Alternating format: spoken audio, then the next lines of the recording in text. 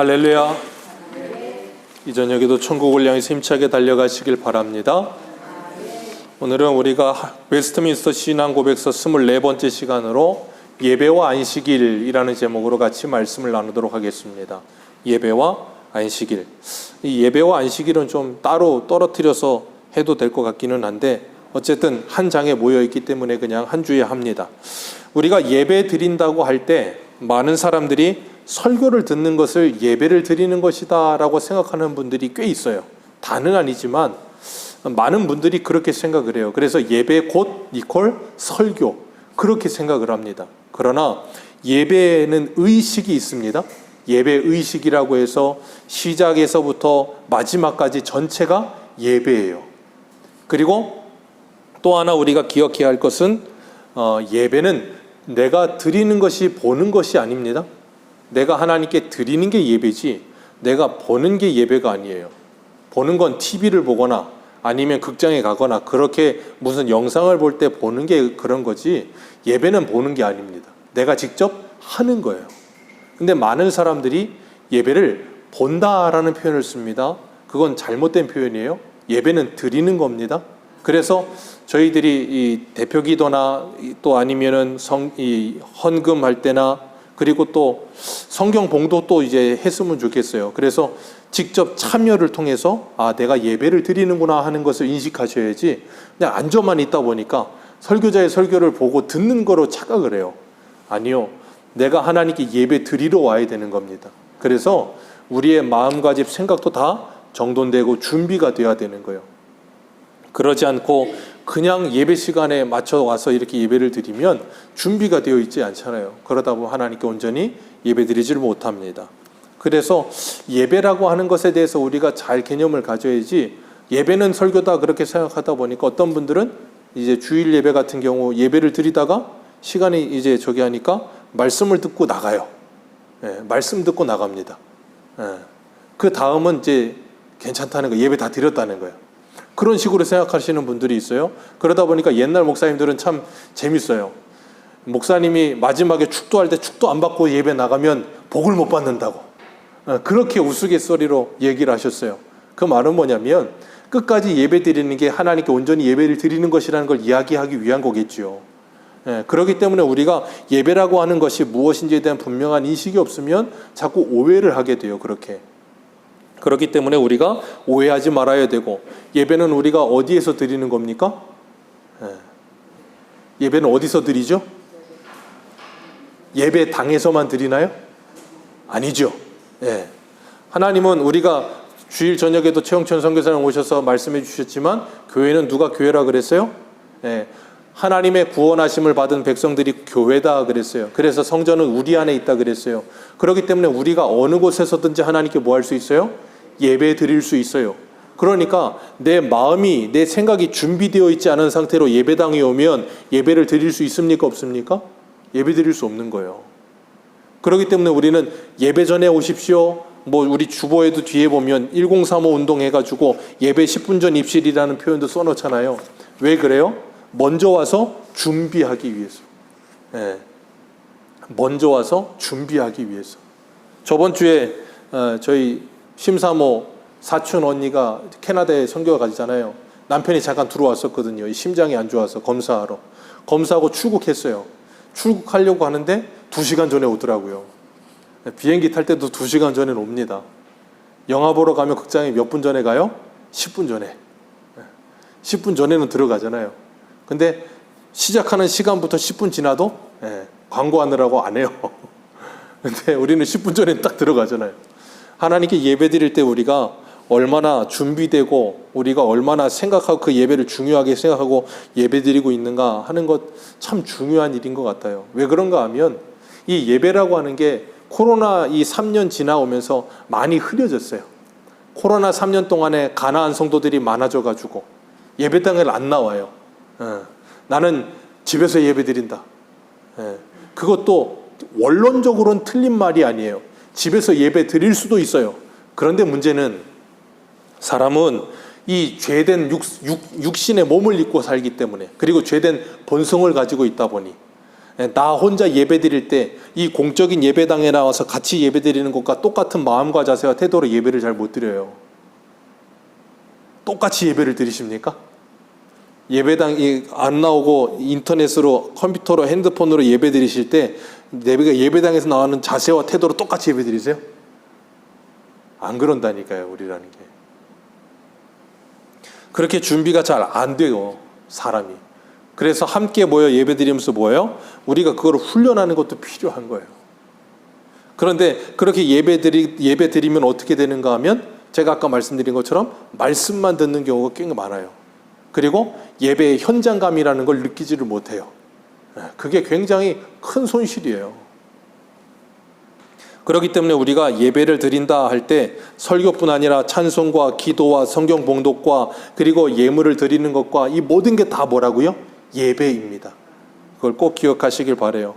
오늘 1장을 보면 자연의 빛은 만물을 다스리는 주권자요 주인이신 하나님의 존재를 보여준다 그랬어요. 이 자연의 빛이라고 하는 것은 다시 다른 표현으로 하자면 본성의 빛이라고도 표현할 수 있어요. 그래서 인간의 지성과 감정과 의지와 그리고 인간의 또 뭐가 있어요? 감각기관이 오감이 있죠. 이 오감과 우리가 느낄 수 있는 모든 신체의 기관의 모든 건 누가 존재한다는 걸 보여주냐면 하나님이 존재한다는 걸 깨닫게 해준다 그 말이에요. 로마서 1장 20절을 보면 창세로부터 그 보이지 아니하는 것들 곧 그의 영원하신 능력과 신성이 그가 만드신 만물에 분명히 보여 알려졌나니 그러므로 그들이 핑계하지 못할지니라. 아멘. 하나님의 보이지 않는 신성이 하나님이 만드신 만물에 보여졌대요. 그러니까 우리는 자연 만물을 보면 누구를 볼 수 있다는 거예요? 하나님을 볼 수 있다 그 말이에요. 근데 그걸 누구만 알고 볼 수 있냐면 예수 그리스도를 믿는 성도만 보고 알 수 있어요. 예수 그리스도를 믿고 하나님을 알지 못하는 사람들은 자연 만물을 보면서 하나님을 알 수가 없어요. 그래서 이 세상에 있는 모든 사람들은 어떻게 되는가 하면 로마서 1장 23절에 이렇게 표현해요. 썩어지지 아니하는 하나님의 영광을 썩어질 사람과 새와 짐승과 기어다니는 동물의 우상으로 바꾸었느니라. 아멘. 왜 그래요? 사람들이 자연 만물을 보면서 우리 그런 거 있잖아요. 이 아침에 해가 떠오르는 일출을 보신 적 있으십니까? 일출이 날씨가 너무 좋을 때 기가 막히게 올라올 때는 이글이글 타오르면서 올라오잖아요. 크게. 그런 거 보면 어떤 느낌이 들어요? 뭔가 태양으로부터 오는 어떤 이 느낌과 포스라는 게 있잖아요. 그죠? 그리고 저녁에 달이 질 때 저쪽에 달이 진댄다. 태양이 질 때 저쪽 어디예요? 마시안 그런 데 가보면 용류나 태양이 딱 질 때 날씨 기가 막힐 때 보면 시뻘겋게 해가 집니다. 그런 거 보면 정말 장관이에요. 너무 멋있어. 그리고 정말 멋있는 자연 광경들 있잖아요. 우리나라에는 그런 게 조금 덜하지만 중국 같은 데 가면 정말 이 아바타 찍었던 그 배경이 중국에 있는 그 장소잖아요. 그런 데 가보면 정말로 와 싶을 정도의 그런 데가 있어요. 미국의 그랜드 캐니언, 나이아가라 폭포, 뭐 전 세계적으로 정말 웅장할 만한 자연에 가면 그 자연에 압도됩니다. 그래서 가자마자 보이는 탄성이 뭐냐면 와 하는 거예요. 너무 멋있어. 그리고 거기서 뭘 느껴요? 기를 느껴요. 기를 느낍니다. 그래서 이 신사도 운동하시는 분들, 미국의 대표적인 분들은 1년에 한 번씩 저 그랜드 캐니언에 가서 어떤 말씀을 받고 온대요. 그런 분들이 있어요. 그래서 우리나라도 보면 점을 치거나 무당을 하거나 그러신 분들 다 보면 어디가 있어요? 다 산에 가 있어. 산에 가서 뭘 받아요? 정기를 받아. 산의 길을 받아. 기억하십시오. 그런 게 없는 거 아니에요. 이때니까요. 여기 분명히 말씀하시잖아요. 로마서 1장 20절에 하나님이 하나님을 알만한 것을 이 자연 만물에 담아두셨다니까. 그래서 사람들이 그 자연 만물을 보면서 웅장함을 느끼는 거예요. 그러면 그 웅장을 보면서 뭐 하냐면 하나님을 찬송해야 되는데 하나님을 찬송하지 못하고 뭐예요? 그 자연 만물을 섬겨요. 그러니까 태양 섬기고 달 섬기고 무슨 참 그 웃기죠? 바위가 큰 게 무슨 의미예요? 근데 바위가 크면 또 거기에 영험해. 아니 그럼 저 길에 있는 아스팔트는요? 그리고 또 나무가 크면 또 영험해. 우리나라에는 크지만 저 미국의 샌프란시스코나 그런 데 가보세요. 나무가 사람이 10명이 둘러도 다 못 뚫는 나무가 있대요. 그런 나무들이 엄청나게 많대요. 그럼 거기 가면 어떡할 거예요? 우리나라 전파하는 사람들 다 거기 가야지. 어마어마한데. 그러니까 사람은 너무나도 유약하고 연약해서 조금만 뭐가 크면 뭐예요? 거기 압도돼 버리는. 그럼 작은 나무는요? 이런 거는 뭐 영험하지 않아요? 그렇게 생각을 하는 거예요. 그렇게 어리석게. 그러니까 물고기도 큰 거, 돛도 매가지고 막 100몇 킬로짜리 잡히면 어떡해요? 어부들이? 낚시꾼들이 그거 잡으면 놔주잖아요. 이건 신물이래나 뭐래나 그래갖고 그거 잡아갖고 손맛을 보고 놔준대. 왜? 이게 영물이라서 건드리면 안 된대. 그거 잡아갖고 먹어야지. 그거 수십 명이 먹을 텐데. 그러니까 그렇게 어리석게 살아요. 왜? 하나님을 모르니까. 하나님의 진리의 말씀을 통하여 자연을 보면서 하나님을 찬송해야 되는데, 그러니까 무지개를 보면 사람들은 다 뭐예요? 사진 찍고 이쁘다로 끝나요. 우리는요? 하나님의 언약을 기억하잖아요. 예수 믿는데도 무지개 보면 그냥 쌍무지개다 그러고 사진만 찍고 끝나나요? 그러면 안 된다고요. 그걸 통해서 하나님께서 우리에게 하나님을 알만한 것을 가르쳐 주셨어요. 그래서 성경을 알고 하나님의 진리를 알면 우리 눈에 보이는 자연 만물의 모든 게 뭘로 보여요? 하나님의 말씀으로 보이기 시작하는 거예요. 그게 복이에요. 그런데 세상 사람들은 그 모든 걸 우상 숭배하면서 하는 거예요. 그러니까 똑같은 걸 보면서 다르게 사는 거예요. 똑같은 걸 보면서. 참 불쌍하죠. 그래서 그 모든 것들을 가져다가 뭐 하는가 하면 우상을 만들고 신을 만들고, 그래서 이 1항 중간에 보면 여기 보세요. 밑에서 세 번째 줄 상상과 거기 한번 볼까요? 시작. 보이는 형태로서 성경이 규정하지 않은 다른 방식으로 하나님을 예배해서는 안 된다. 그러니까 쓰잘데기 없는 것을 뭐예요? 만든다는 거예요, 자꾸. 그래서 사람들은 전부 선앙당 만들고 하루방 만들고 뭐 그런 걸 자꾸 만들잖아요. 하루방 받아서 코 만지면 뭐 어떻게 된다 그러고. 저 태국인가 어디 가면은 저번에 영상 보니까 무슨 커다란 부처가 있는데 그 부처 콩가 손인가 만지면 병이 낫는데나? 거기만 달아있어. 불경하게 어디 신의 코를 그러면서도 열심히 만져요. 그러면서 우상숭배를 하며 살아. 어떤 사람들은요, 나는 신 안 믿는다, 나는 무신론자다. 그러면서 뭘 믿어요? 나는 내 주먹을 믿는다, 나는 내 통장을 믿는다. 그것도 뭐 하는 거예요? 뭔가를 믿고 있는 거예요. 사람은 그래서 이 세상에 존재하는 모든 사람은 안 믿는 사람은 아무도 없어요. 뭐든 믿습니다. 어떤 거든 믿어요. 그게 우상인 거예요. 그렇기 때문에 우리가 하나님을 믿어야지 다른 걸 믿기 시작하면 오만 걸 다 믿기 시작해요. 그럼 불쌍해지는 거예요.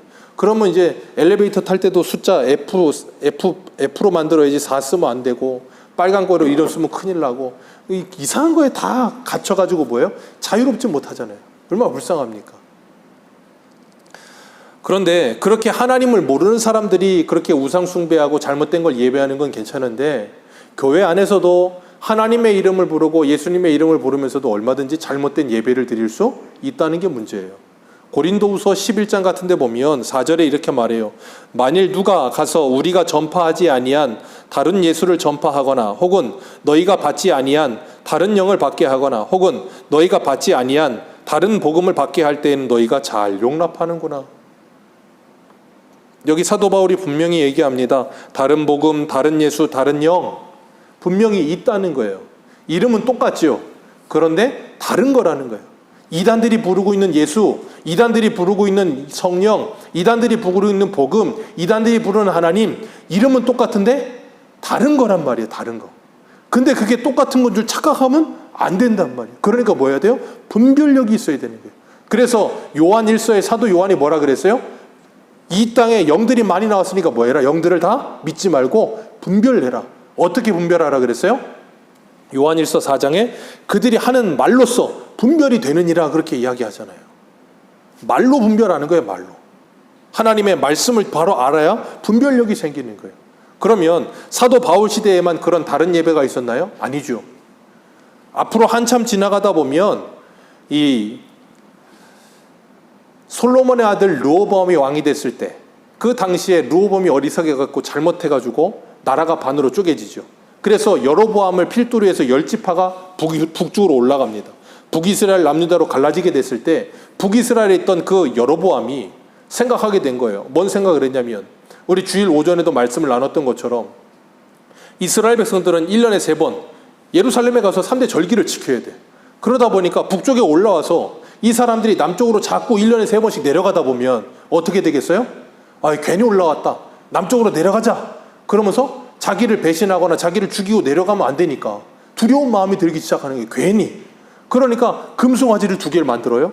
그래가지고 베델하고 단 북쪽에 양 끝에다가 두고 너희들 남쪽까지 갈 필요 없다. 내가 너희들의 편의를 위해 예배당을 2개 만들었다. 신도 2개 만들었다. 금송아지 신. 이걸 섬겨라. 그래놓고 제사장도 일반인으로, 하나님은 레위인을 세우라 그러는데 일반인을 세우고, 절기도 하나님이 세우신 절기와 비슷한 날짜에 자기들이 마음대로 그 모든 걸 해놓는 거예요. 그게 뭐예요? 자기 마음대로 하나님을 만들고 자기 마음대로 예배를 드리는 사람들. 그걸 뭐라 그래요? 우상 숭배자들. 근데 누구를 믿는다고 말해요? 하나님을 믿는다고 말해요. 누구 마음대로 믿어요? 내 마음대로. 기억하십시오. 하나님을 내 마음대로 믿는 건 우상 숭배지 성도가 아니에요. 착각하시면 안 돼요. 내 마음대로 예배 생활할 거야. 내 마음대로 신앙생활. 이단이란다. 우상 숭배자라니까, 우상 숭배자. 근데 우리는 자꾸 그렇게 내 마음대로, 내 편한 대로, 내가 하고 싶은 대로, 내가 복음 써내려가면서, 내가 복음 만들어가면서 내가 하려고 그래. 그 앞으로 더 가면 또 뭐가 있어요? 출애굽기의 32장에 이스라엘 백성들이 금송아지 만들어 놓고 뭐라 그래요? 아론이 이건 너희들을 애굽에서 인도해낸 너희의 하나님이다. 그래 놓고 금송아지에서 날뛰고 있잖아요. 그게 뭐예요? 우상 숭배. 이름은 하나님을 부르는데 우상 숭배. 오늘 우리들은 그런 모습이 없습니까? 이 세상의 사람들은 그런 모습이 없습니까? 얼마든지 그럴 수 있다니까요. 교회당에 있다고 해서 다 하나님 믿는 게 아니에요. 내 마음대로 한다니까요. 그건 하나님 믿는 거 아니라니까요. 그래서 하나님께서는 뭐라 그러시는가 하면 이 1항의 4번째 위로 올라가면 그러나 한가운데 있어요. 그러나 참 하나님을 예배하는 합당한 방법은 하나님이 친히 뭐 하신다고요? 제정하신다. 하나님이 친히 만드신다. 그래서 레위기에 하나님이 뭐 하셨어요? 하나님께 나아가서 예배드릴 수 있는 방법을 가르치셨잖아요. 아무렇게나 예배드리지 말고 하나님이 정해준 방법대로 예배드려라 그랬다고요. 근데 레위기 10장에 보면 아론의 2 아들 나답과 아비후가 뭐 했어요? 자기 마음대로 다른 불을 들이다가 죽어버렸어요. 하나님이 불로 나오셔고 태워버렸다니까, 둘을. 왜? 자기 마음대로 다른 불을 들였어. 하나님이 정해놓으신 방법이 아니고 술 취해서. 그리고 그분이 계시하신 뜻에 의해 뭐 한다고요? 제한된다. 그러니까 아무렇게나 함부로 하면 안 된다는 거예요. 그리고 상상이나 사탄의 암시를 따라 보이는 형태를 만들어서도 안 된다. 보이는 형태를 만들어서 안 된다. 이게 이계명이잖아요. 너는 너를 위하여 새긴 우상을 만들지 말며. 위로 하늘이나 아래로 땅이나 땅 아래 물속이나 아무 형상이든지 만들지. 새든지 땅의 짐승이든지 바다의 물고기든지 어떤 형상으로도 하나님을 만들지 말래요. 왜? 하나님은 영이시기 때문에 본 사람이 아무도 없어요. 근데 왜 하나님을 자꾸 만들어내냐고. 그럼 그건 어디서 나온 거예요? 사람의 머릿속에서 나온 거지 절대 참 하나님이 아니란 말이에요.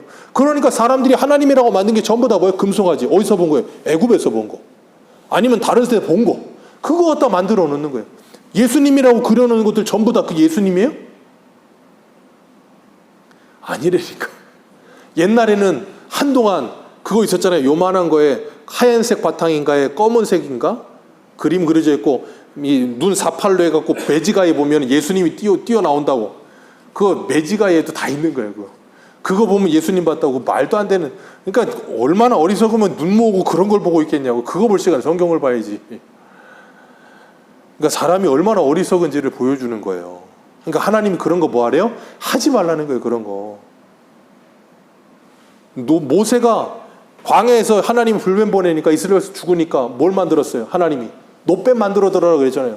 놋뱀 만들어 들었더니 그거 어떻게 했습니까? 이스라엘 백성이 히스기야 때까지 그 놋뱀을 음란하게 섬겼다 그러잖아요. 그래갖고 히스기야가 열받아 그걸 깨트려 버리면서 뭐라 그랬어요? 느우스단.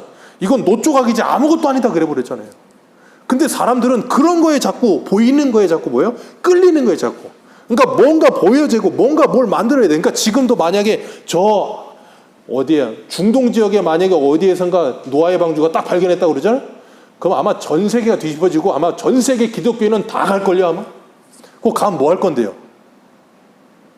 가면 뭐 하실 거예요? 노아의 방주 뭐 나무 조각 하나라도 꺾어갖고 뭘 간직할 거예요? 그게 무슨 의미가 있어요? 아무 의미가 없어요.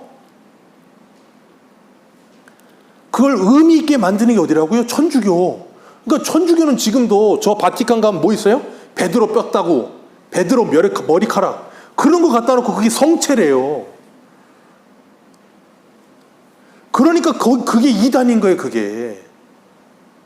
그건 이단이에요. 그거 믿는 게 천국 가는 길이 아니에요.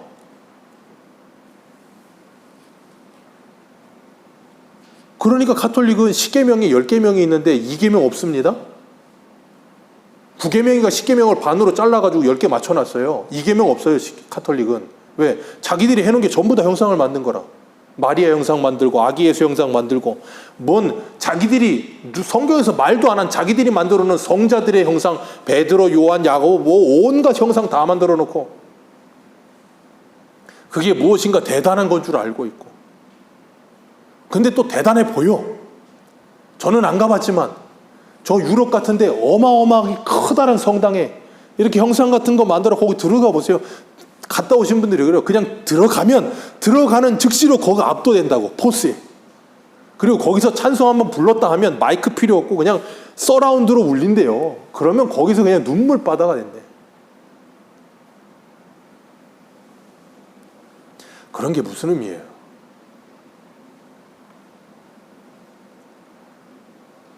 그러니까 사람들은 자꾸 그렇게 눈에 보이는 거에 현혹되는 거예요. 눈에 보이는 거예요. 그러니까 또 무슨 구름이 뭐 어떻게 뜨면 또 뭐 어떻고 뭐 하다 이렇게 되면 뭐가 어떻고 제발 부탁드립니다. 그런 거에 현혹되지 마세요. 그런 거 없어요. 하나님께서 분명히 정해놓으셨고 하나님이 정하신 방법대로고 그것이 신약에 와서는 누구를 통해서요? 예수 그리스도를 통해서 예배하는 거예요. 그래서 레위기의 모든 건 누구를 예표해요? 예수 그리스도를 예표하고 있는 거예요. 그래서 우리가 지금도 예배 드리는 거 누구의 이름으로 예배를 드리는 거예요? 예수 그리스도의 이름으로 예배하는 것이고 기도도 누구의 이름으로 기도해요? 예수 그리스도의 이름으로 기도하는 거예요. 그게 하나님이 만드신 방법이에요. 그런데 지금도 WCC 같은 거 세계 교회 협의회인가? 그것도 보면 뭐예요? 우리 모두는 다 하나님 믿는다는 거예요. 이슬람도 하나님 믿고 가톨릭도 하나님 믿고 불교도 하나님 믿고 기독교도 하나님 믿는다. 근데 하나님인데 단지 그 이름만 다르다. 우리는 알라를 하나님이라고 하는 거고 쟤네는 부처를 하나님이라고 하는 거고 기억하십시오. 부처는 한 번도 자기가 신이라고 한 적이 없어요. 한 번도 자기가 신이라고 한 적이 없어요. 이상한 사람들이에요. 근데 자기들이 신이라고 추종을 해. 어쨌든 그러면서 다 자기들이 하나님 믿는데 우리 다 하나님 믿으니까 그 하나님께 가는 방법 다 다르면 어떠냐? 하나님만 만나면 되지. 맞죠? 하나님만 만나면 되잖아요. 어떻게 기도하든.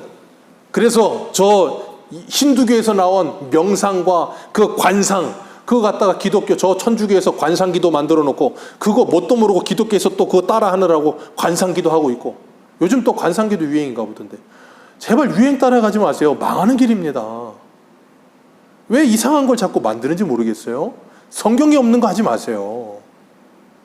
성경에 있는 걸 하세요. 성경에 있는 건 줘도 싫어하고 없는 건 괜히 뭔가 또 특별한 것 같아. 이상하죠? 이상해요. 그래서 사람은 늘 새로운 걸 찾아. 그게 망하는 길인데 분명히 예수님은 말씀하세요. 요한복음 14장 6절 예수께서 이르시되 내가 곧 길이요 진리요 생명이니 나로 말미암지 않고는 아버지께로 올 자가 아무도 없느니라. 아멘. 그래서 사람들은 기독교를 배타적이라고 하고 이기적이라고 해요. 어쩔 수 없습니다. 그게 진리예요. 진리이기 때문에 어쩔 수 없는 거예요. 그러나 그 진리 이외의 것에 대해서는 얼마든지 수용할 수 있고 포용할 수 있어요. 2항을 한번 볼까요? 2항 예배는 성부, 성자, 성령 하나님께만 드려야 한다. 예배는 삼위일체 하나님께만 예배하는 겁니다. 다른 무엇에게 예배해서는 안 되는 겁니다. 천사에게도 안 됩니다. 성인에게도 안 됩니다. 다른 피조물에게도 절대 있을 수 없습니다. 그리고 중보자도 오직 누구밖에 없어요? 예수 그리스도 외에는 없습니다. 이 이야기를 왜 하냐면 중보자가 가톨릭은 너무 많아. 중보자가 가톨릭은 너무 많아. 그래서 가톨릭은 기도를 해도 누구에게 기도하면 기도가 잘 들어지는 줄 아세요?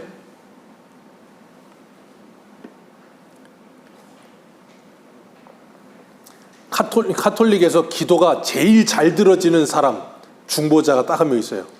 그게 누구냐면 마리아. 왠지 아세요? 예수님께 기도하는 것보다 마리아에게 기도하는 게 더 잘 들어줘요. 왜요?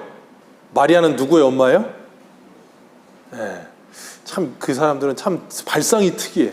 그래서 예수님께 기도해서 안 들어주면 마리아에게 기도하는 거예요. 그럼 예수님은 효자라 어머니가 말하면 절대 거부를 못 한다는 거예요. 그리고 예전에 한 몇 년 전인가 한 6년 전인가 5, 6년 전에 저 명동 성당에서 마리아 만세 삼창 했던 거 아세요? 마리아 어머니 만세 뭐 그랬나? 뭐라고 만세 삼창하고 막 그런 것도 하더라고요. 참 이상한 거 많이 해요 거기는. 그러면서 무슨 성자들에게 도와달라고 하고 마리아에게 도와달라고 하고 우리 최영천 선교사님 오셔서 그랬잖아요. 거기 90% 이상이 가톨릭이라고. 그러니까 성당마다 신이 달라. 여기는 병 고쳐주는 신, 여기는 시험 잘 보게 하는 신. 그러니까 필요할 땐 이 성당 가고 필요할 땐 저 성당 가고. 참 웃기는 거죠.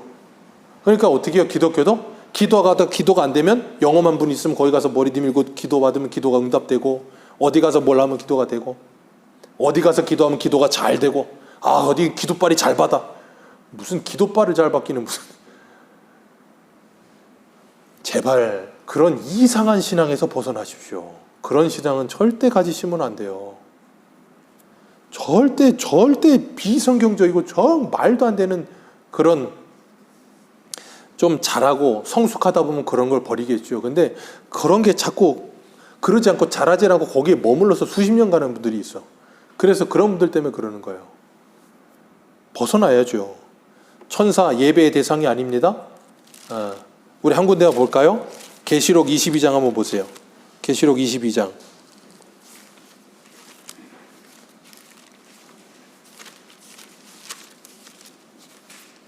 계시록 22장 8절입니다.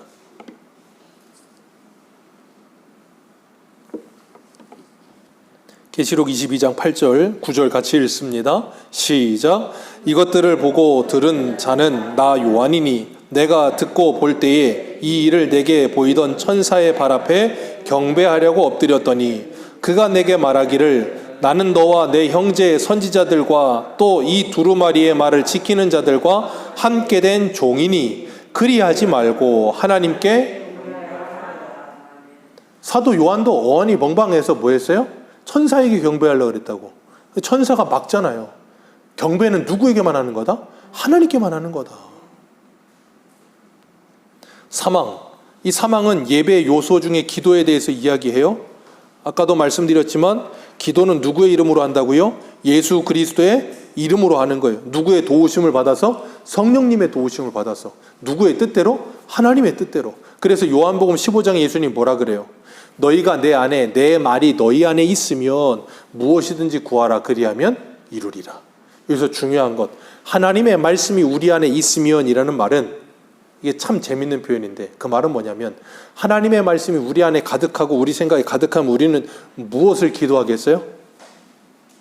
내 욕심을 기도하겠습니까? 하나님의 뜻과 하나님의 나라를 위해 기도하겠습니까? 하나님의 뜻과 하나님의 나라를 위해 기도하게 돼 있어요. 그러니까 예수님은 뭐라 그래요? 내 말이 너희 안에 있으면 무엇이든지 구하래요. 그러니까 참 예수님의 워드플레이가 재밌는 거예요. 아무거나 다 구하는 게 아니고 하나님의 마음과 하나님의 말씀과 마음이 가득해진 사람은 모든 구하는 게 다 하나님의 나라를 위한 것들이 되어지게 돼요. 내 욕심을 위한 게 아니라. 그러니 무엇을 먹든지 마시든지 무엇을 하든지 그 모든 걸 구하는 것도 뭘 위해 기도해요?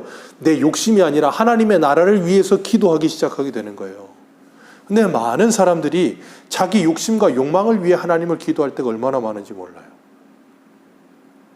그래서 기도는 그 모든 것들을 뭐 하는 거냐면 내려놓는 작업을 하는 거예요. 그래서 기도는 철저한 자기 부인이라고 하는 거예요.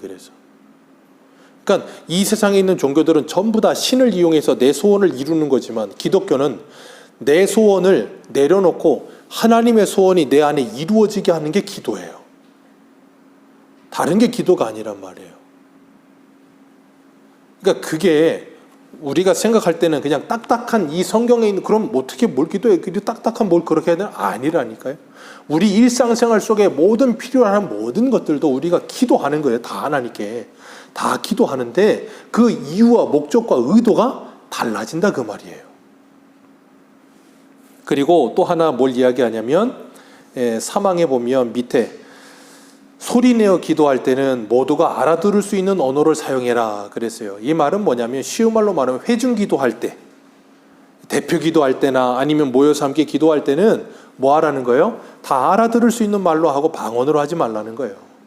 방언은 고린도전서에 이야기하는 것처럼 골방에서 은밀히 하나님과 기도하라 그랬다고요. 이 방언에 있어서도 또 이제 여러 가지 의견들이 많지만 어쨌든 그렇게 기도하라 그렇게 말씀하고 있어요. 그리고 기도할 때 예수님의 이름으로 기도한다 그랬습니다. 우리가 예수님의 이름으로 기도한다는 것 그냥 아무것든지 다 말해놓고 예수님 이름만 말하면 다 응답되는 게 아니라는 거 꼭 기억하시길 바라요. 그 다음 4항입니다. 4항. 기도는 합법적인 것들과 살아있는 사람들과 생명을 가진 사람들에게만 위하여 기도해야 된다. 죽은 사람을 위해 기도하지 말아라 그 말이에요. 쉬운 말로 말하면. 왜 그런가 하면 이 로마 카톨릭은 성경에도 없는 연옥이라는 걸 만들어 놓고서 이 땅에 있는 사람들에게 뭘 팔았다 그랬어요? 면죄부를 팔았다 그랬잖아요. 면죄부를 사야 그 사람들이 천국으로 한 계단씩 올라가는 것처럼 그것과 함께 이 땅에 있는 사람들이 간절히 기도하면 그 연옥에 있는 사람들이 한 계단 한 계단 천국으로 갈 수 있다고 생각했다고요. 그러니까 죽은 사람들을 위해 뭐예요? 열심히 기도한다고요. 죽은 사람을 위해 기도하지 마십시오. 지옥 간 사람 천국 가고 천국 간 사람 지옥 갈 수 없습니다. 살아있는 사람을 위해 기도하십시오. 살아있는 사람을 위해 기도하세요. 그리고 5항을 보면 경건한 두려움으로 성경을 읽고 이건 뭐냐면 예배의 요소가 무엇이 있는지 가르쳐 주는 거예요. 첫 번째가 뭐라고요? 성경을 읽는 거. 그래서 우리 예배 시간에 뭐예요? 성경 본문을 낭독하죠. 봉독하죠. 그리고 또 하나가 뭐예요? 건전한 설교를 전하고 설교를 전하는 것, 말씀을 듣는 것, 그리고 마음속에 거하는 은혜로 시편을 노래하는 것. 그게 뭐예요? 찬송하는 것. 그리고 그리스도께서 제정하신 성례를 올바르게 행하고 그거에 합당하게 참여하는 것. 이게 뭐라고요? 예배의 요소들이다. 그래서 우리가 주일 예배 드릴 때나 저녁 예배 이런 예배 이 순서들이 다 뭐예요? 여기에 부합하는 성경에 있는 내용들을 뽑아서 예배의 예식을 만들어 놓은 거예요. 그리고 그 외에도 맹세와 서원과 금식과 특별한 감사를 드릴 때에도 절기를 따라서 경건한 태도를 가지고 하나님께 그런 것들을 행하라 그렇게 이야기하고 있어요. 그렇기 때문에 예배의 요소들 예배 그냥 드리면 되지 왜 그런 걸 따지고 이렇게 막 정해놓느냐? 아니에요. 성경에 있는 내용들을 가지고 이 모든 순서들을 만들어 놓은 거예요. 그렇기 때문에 예배의 예전과 예식이 중요한 거예요. 그리고 6항 한번 봅니다. 6항입니다. 복음 아래에서 기도를 비롯한 예배의 다른 요소들이 예배를 드리는 장소나 예배를 향하는 장소에 얽매이지 않는다. 오늘 본문에도 이야기하죠. 예수님께서 이 산에도 말고 저 산에서도 말고 신령과 진정으로 예배할 때가 온다. 그렇기 때문에 우리는 언제 어디서나 예배 드릴 수 있는 겁니다. 언제 어디서나 예배 드릴 수 있어요. 그리고 그것 때문에 하나님께 더 많이 인정받는 것도 아니다. 아니다. 어떤 예배당에서 예배하고 어떤 예배당에서 기도하면 더 많이 잘 되고 그런 거 없다는 거예요. 그리고 중요한 게 뭐냐면 개인적으로 가정에서 예배를 드려도 되고 혼지 은밀하게 예배를 드려도 되고 그런 개인적인 예배를 드려야 되고 또 공적으로 모여 엄숙하게 예배 드려야 한다 그랬어요. 그래서 이 공예배는 그 공예배를 경솔히 하거나 의도적으로 소홀히 해서도 안 되고 그 공예배를 뭐 해도 안 된다? 무시해서도 안 된다. 왜요? 하나님께 드려지는 예배니까. 그러니까 우리가 그런 분들이 계세요. 이 교회에서 정해진 시간에 공예배 드리는 걸 뭘 꼭 그렇게 해야 돼. 나는 그냥 일주일 내내 예배 드려. 난 일주일 내내 그냥 기도하고 일주일 내내 예배. 제가 그런 말 하시는 분들 중에 공예배 제대로 안 드리면서 그런 말 하시는 분들 중에 진짜 신앙생활 잘하는 분들을 찾아본 적이 없어요. 100명 중에 아니 10,000명 중에 한 명 있을까 말까요? 그런 분은 없어요. 왠 줄 아세요? 우리의 죄된 본성과 이 육신이 그렇게 그냥 되게 내버려 두질 않아요. 그렇게 내버려 두질 않는다고, 우리를. 왜요? 사단이 가만두질 않는다니까. 그렇기 때문에 뭐가 필요해요? 예배가 필요한 거예요. 이렇게 운동할 때 보면 헬스장을 가면 거기에 뭐가 있어요? 헬스장 트레이너가 있어요. 그 사람 왜 있습니까? 아니, 내가 돈 내고 헬스장 가서 모든 기구가 다 있어. 그럼 내가 알아서 운동하면 되지. 그 사람은 뭐 하려고 있어요? 헬스장 트레이너는. 그렇잖아요. 내가 알아서 다 하면 되지. 못한다고요. 그러니까 도와주잖아요. 필요한 거라고요. 그리고 이 칠항을 보면, 우리 칠항 한번 볼까요? 이거 칠항은 또 뭘 이야기하냐면 예배의 시간에 대해서 이야기하거든요. 하나님께 예배하는 데 사용되는 것은 자연의 법칙을 따라서 적당한 시간이 있는데, 그 시간이 어떻다고요? 7일 가운데 하루를 안식일로 특별히 지정하여서 자기를 위해 거룩하게 지키게 하셨다. 이 7일이라고 하는 사이클이 참 오묘하죠. 하나님께서 천지를 창조하실 때부터 7일을 만드셨고 지금까지 그 7일의 사이클은 계속 유지되어 옵니다. 참 하나님의 이 만드신 모습을 보면 너무나 아름다워요. 그래서 여기 보면 태초부터 그리스도의 부활 때까지는 일주일에 무슨 날이요? 마지막 날을 안식일로 지켰고, 그리스도의 부활부터는 지금까지 주님 다시 오시는 그날까지는 일주일에 무슨 날이요? 첫날을 안식일로 지킨다. 그래서 이 안식일이라는 표현, 계시록 1장에 보면 1장 10절에 주의 날이라는 표현이 나오죠. 그게 뭐예요? 주일이에요. 그래서 우리는 이제는 뭘 해요? 주님이 부활하신 날을 기념하여 이제 주일을 지키는 거예요. 그래서 이제 주일을 지키면서 우리가 하나님께 예배드리는 삶을 사는 겁니다. 이 일주일이라는 사이클은 참 중요해요. 그래서 이 부분에 대해서 청교도들과 칼빈의 의견이 약간 다릅니다. 청교도들은 하나님이 정하신 일주일의 하루가 주일이다. 그렇게 딱 못 박아놓고, 그래서 우리는 주일날 예배드려야 된다. 그렇게 이야기하고, 칼빈은 뭐라 그러냐면 일주일의 하루를 온전히 하나님의 날로 지키는데 그 날이 꼭 일요일 필요는 없다. 그렇게 이야기해요. 일요일 필요는 없고 그 날이 어떤 날이든 하루를 딱 정해서 그 날을 온전히 주의 날로 지키면 된다. 그렇게 이야기해요. 그러면서 칼빈 당시에 거기 제네바 그쪽이 무슨 어떤 이유였는지 잘 모르겠지만 사람들이 쉬는 날이 목요일인가 뭐 그래가지고 목요일을 주일로 정해서 온 성도들이 모여서 예배드렸다. 뭐 그런 기록이 있어요. 그런데 이 부분에 있어서는 일요일을 주일로 지킨다. 아니면 일주일에 어느 하루를 주일로 지킨다. 양쪽 모두 다 아직까지 완벽한 해답은 없어요. 그러나 중요한 건 뭐냐면 어느 날을 지키든 모두가 모여서 함께 드릴 수 있는 주일. 그래서 우리는 태양력으로 지키는 이 일주일 중에 일요일을 모두가 쉬잖아요. 이 날을 우리가 주일로 지키고 함께 예배드려요. 좋아요, 안 좋아요? 너무 좋은 날인 거예요. 이걸 일부러 깰 필요가 있어요, 없어요? 아무 이유가 없어요. 근데 또 어떤 사람들은 또 다른 말을 하는 사람도 있어요. 그런 말 크게 특별히 들을 필요는 없어요. 그러나 하나님께서 우리에게 주신 이 주일을, 주님이 부활하신 이 날을 우리가 소중히 여기고 이 날을 지켜나가는 건 너무나 중요한 거예요. 이단 중에 또 어떤 사람들은 그렇게 이야기해요. 이 일요일을 주일로 지키는 건 뭐 콘스탄틴 대제 때, 기독교를 국교로 인정하고 나서 4세기 때 뭐 콘스탄틴 대제가 태양신을 섬겼었는데 그 태양신을 섬긴 날을 맞아서 이 썬데이, 그래서 일요일이 태양신을 지키는 날이었는데 이 날을 주일로 정했다. 아니요. 이미 4세기가 아니라 1세기부터 교회는 뭐 했다고요? 안식 후 첫날을 모여서 예배드리기 시작했고 주의 날을 지키기 시작했다고요. 그러니까 그런 이상한 이단들의 말은 듣지도 마세요. 그렇기 때문에 우리가 하나님의 날을 지키면서 하나님께 예배드리며 하나님께서 우리에게 주신 이 안식을 통하여서 그 안식 안에 거하는 게 얼마나 복되고 기쁜 건지를 알고 온전히 하나님의 날로 지키는 건 너무나도 중요한 겁니다.